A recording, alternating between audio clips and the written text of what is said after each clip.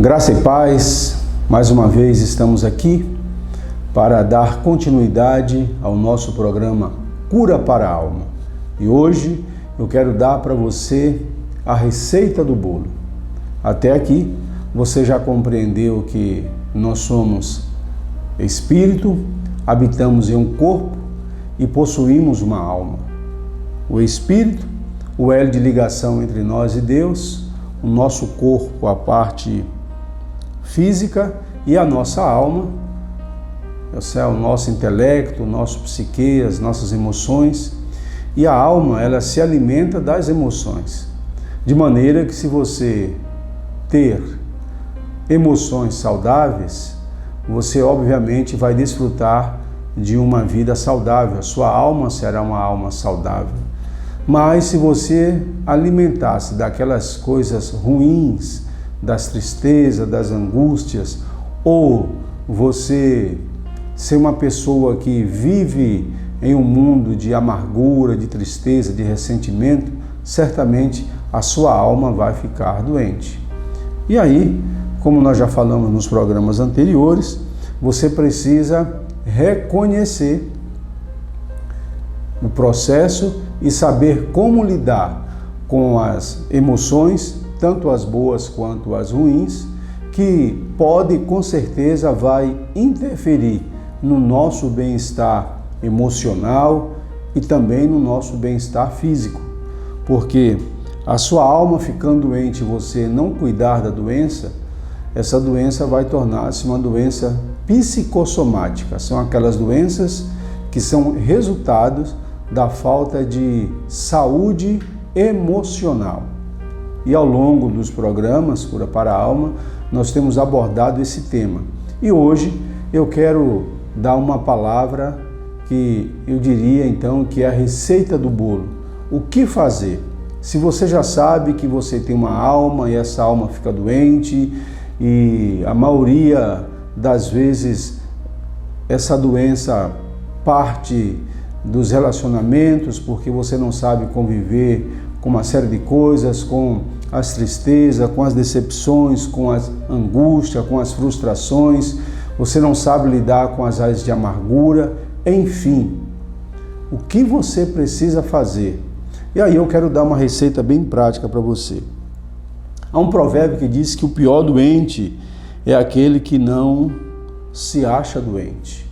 O pior doente é aquele que não admite a sua doença.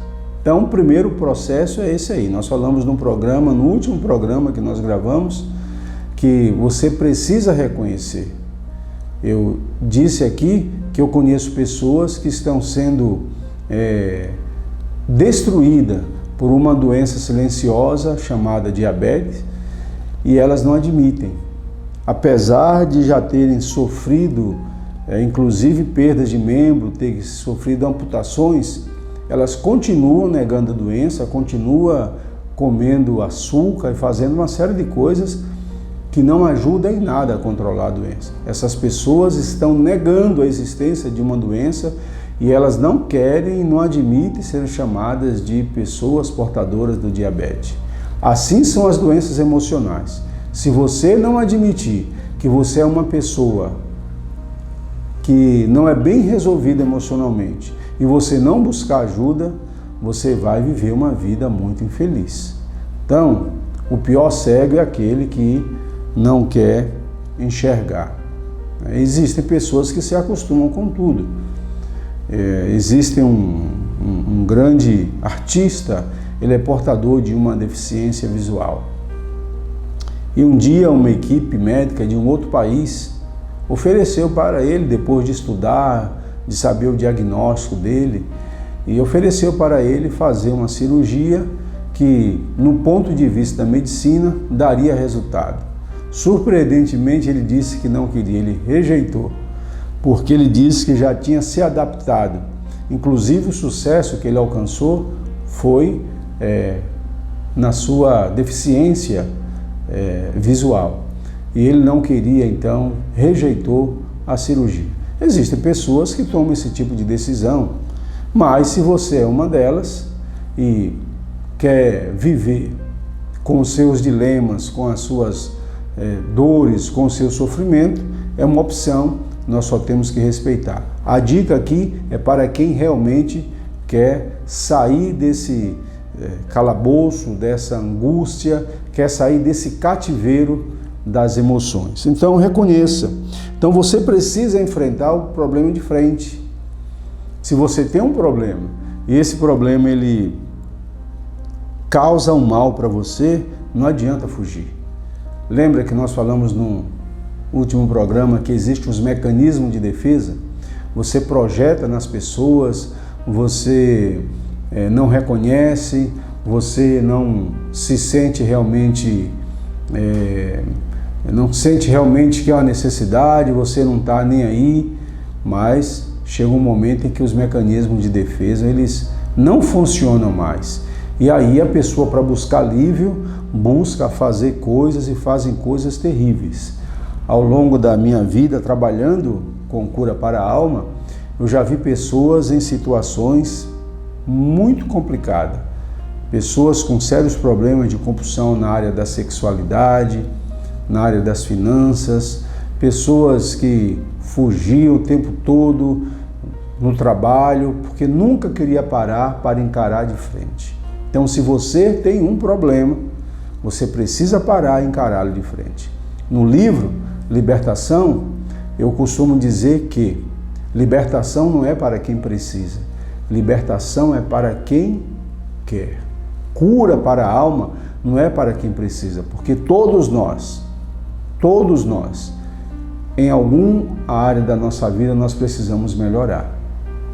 Então, cura interior é para quem quer, e aí tem um preço a pagar. Então reconheça que você realmente é portador e encare de frente essa situação. Agora, às vezes você tem dificuldade em admitir os seus fracassos, né? Existem pessoas que não admitem o fracasso. Olha, eu fracassei nessa área. E realmente não é fácil reconhecer os fracassos, mas é saudável. Quando você reconhece os seus fracassos, você está sendo humilde. A pessoa que tem dificuldade em reconhecer os seus fracassos é porque, infelizmente, ela está tomada por um sentimento muito ruim que chama-se orgulho. É o orgulho que faz com que a pessoa não dê o braço a torcer. É o orgulho que faz com que a pessoa não busque a ajuda necessária, né? E aí ela vai continuar sofrendo. E o pior, que chega num estágio da doença da alma em que não somente a pessoa sofre, mas ela afeta quem está ao seu redor. Eu sempre cito a carta aos Hebreus no capítulo 12, verso 15, e ali é uma advertência para nós. Diz que ninguém deve se privar da graça de Deus e que nenhuma raiz de amargura brotando em nosso coração nos perturbe e que por meio dela muitos sejam contaminados. Você pode até suportar, você pode até escolher não buscar ajuda, mas acredite, se você chegou naquele estágio em que está afetando outras pessoas, aí você precisa parar. Você se torna responsável quando você se deixa cativar. O livro Pequeno Príncipe, na prosa da raposa com o príncipe, ela o alerta. Você sabe que nas histórias aí dos príncipes, uma das atividades que eles exerciam na antiguidade era caçadores de raposa. E aí, a história do Pequeno Príncipe conta exatamente isso, que ele desenvolveu uma amizade com uma raposa. Mas chegou um momento em que ela sabia da realidade, então ela dá um alerta para ele e diz assim: você se torna responsável quando se deixa cativar.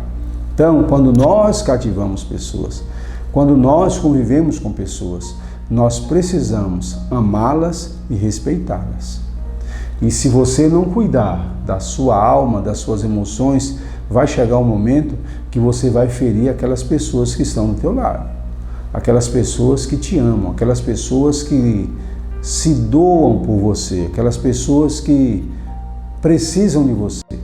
Quer saber de algo? Não existe coisa pior do que você ser ferido por quem você ama. Principalmente quando essas feridas, elas são repetidas. Existem pessoas que têm essa falta de sensibilidade. Ela perdeu a sensibilidade e elas machucam quem estão do lado dela assim, sem noção. E o pior, elas não admitem. Então, se você chegou nesse estágio, eu te dou um conselho. Busque ajuda, porque você está ferindo, você está machucando pessoas que te servem, pessoas que te amam, pessoas que querem o teu bem, pessoas que se doam por você, pessoas que abrem mão de tudo, às vezes até da vida pessoal, para se doar por você. E você, muitas vezes, tomado pelo orgulho, não quer buscar ajuda. Cuidado, você pode finalizar a sua vida desfrutando de uma profunda solidão. Pessoas que não cuidam dos seus relacionamentos, pessoas que não se preocupam com o bem-estar dos outros, pessoas que machucam constantemente outras pessoas, elas podem ter um fim muito ruim. E o fim, infelizmente, é a solidão. Nas minhas visitas, o trabalho que desenvolvo até com pessoas idosas e às vezes frequentando, indo até alguns locais onde elas estão ali morando, né? A gente ouve muita história triste. Você ouve história de pessoas que foram abandonadas depois de se doarem para os filhos, para os netos, estão acabando seus dias em uma clínica para idosos.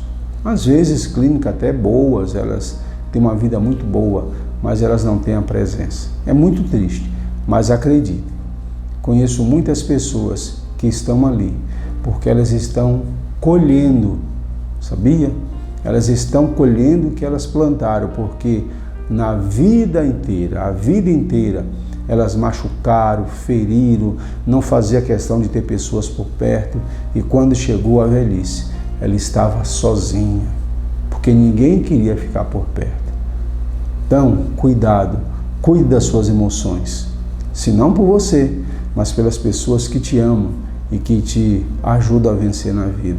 Acredite, ninguém vence na vida sozinho.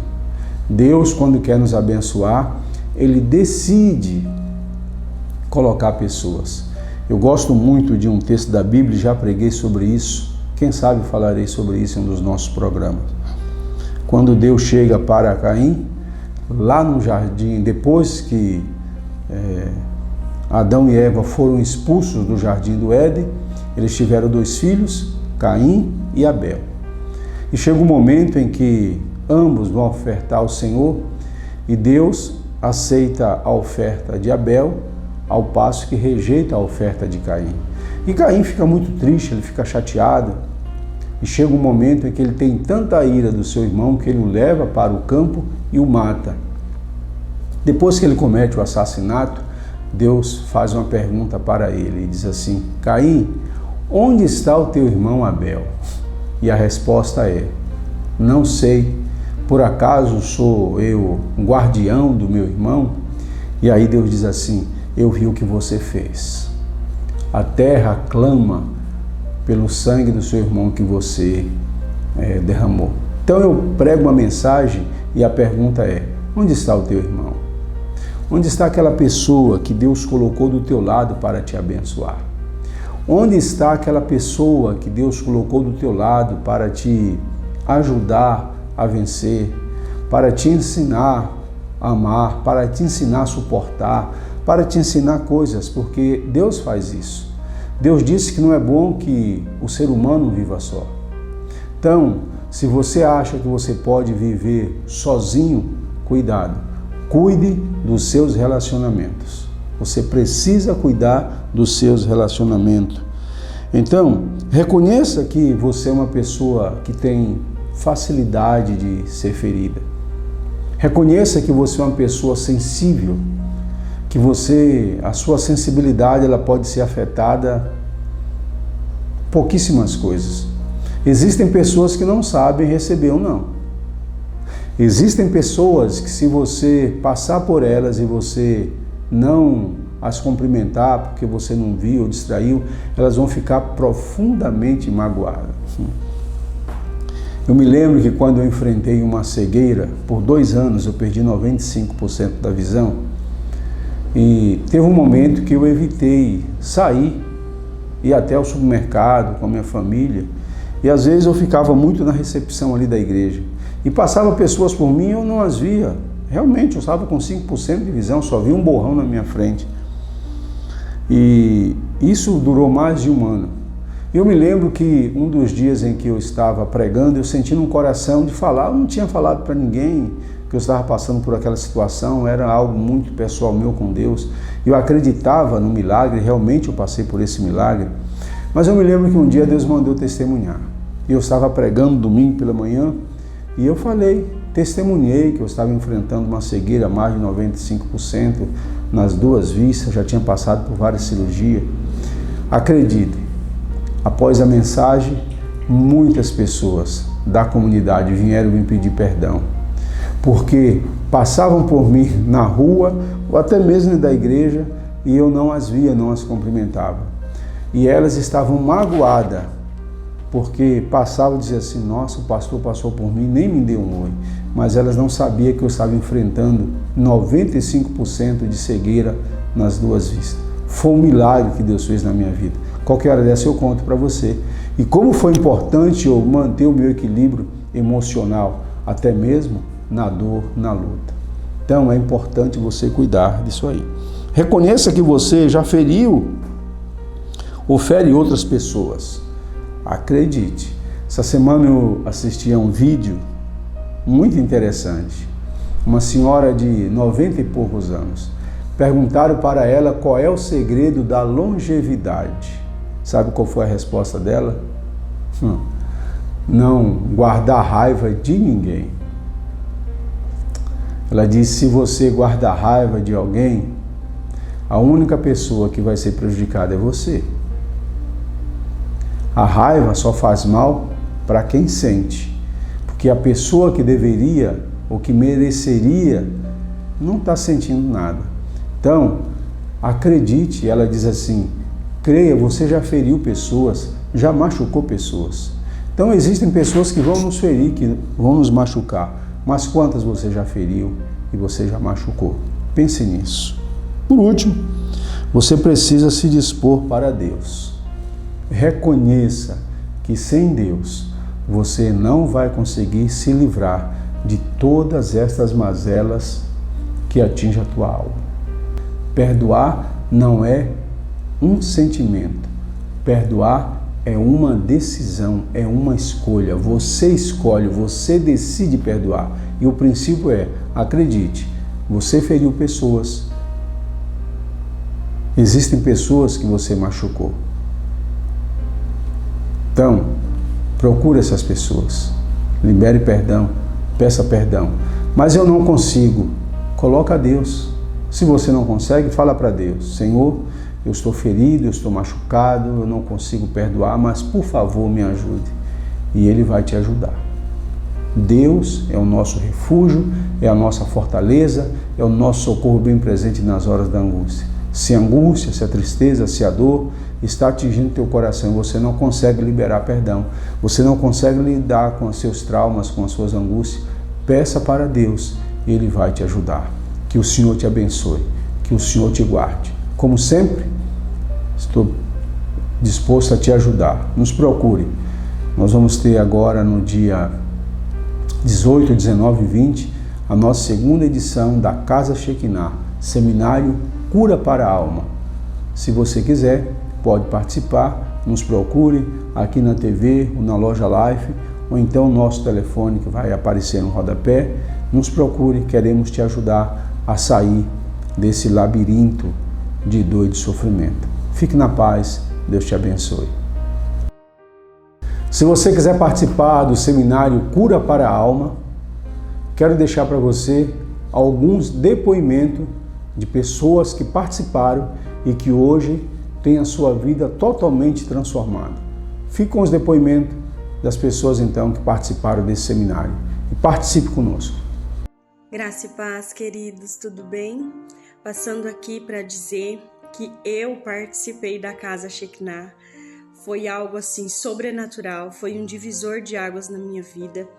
Foi algo assim impactante para mim, principalmente como pessoa espiritual, sentimental, emocional, e dizer que eu recomendo a Casa Shekinah. Faça com seu coração aberto e você vai ver o poder do Senhor sobre a sua vida. Eu recomendo você a fazer. Beijos, fiquem com Deus. Meu nome é Andréia, eu vim falar sobre a Casa Shekinah. É um momento de cura, um momento de libertação, um momento que você pode ter um tempo com Deus e entender o que Ele tem para nós, quais são as promessas que Ele tem para as nossas vidas, e um momento que nós podemos nos livrar das nossas mazelas, dos maus que a gente acaba carregando durante anos e a gente às vezes nem sabe de alguns. É um momento libertador mesmo, para mim foi libertador, é um tratar importante que ajuda não só a mim, mas também a minha família, e eu recomendo, faça a Casa Shekinah e você vai ver que Deus tem muito mais para você, para tua vida, para tua família. Deus abençoe.